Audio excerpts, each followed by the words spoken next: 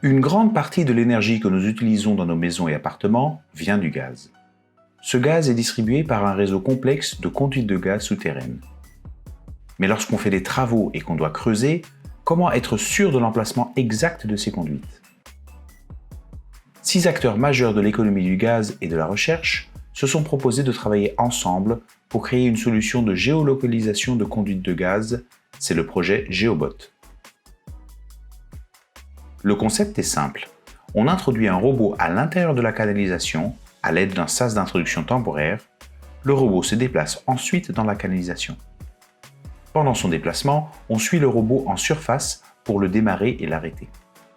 Une fois le robot sorti, on combine les données de sa centrale inertielle avec les données GPS de surface pour obtenir la trajectoire exacte du robot et donc le tracé de la canalisation. Voici le robot. À la manière d'un train, il est composé de wagons rigides interconnectés par des segments flexibles.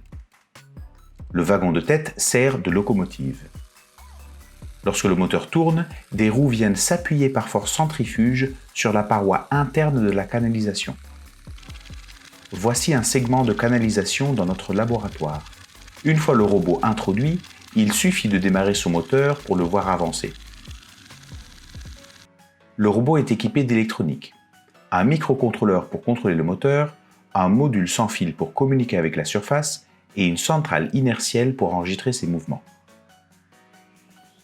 Voici l'aire de test que nous utilisons et sous laquelle différentes canalisations ont été construites.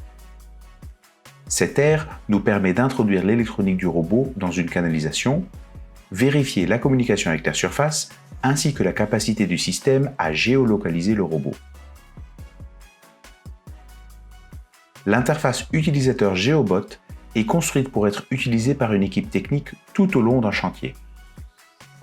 Ce programme tourne sur une tablette qui est elle-même reliée à une perche GPS haute précision. L'équipe peut ainsi créer une carte de la zone et déclarer la position du sas d'introduction.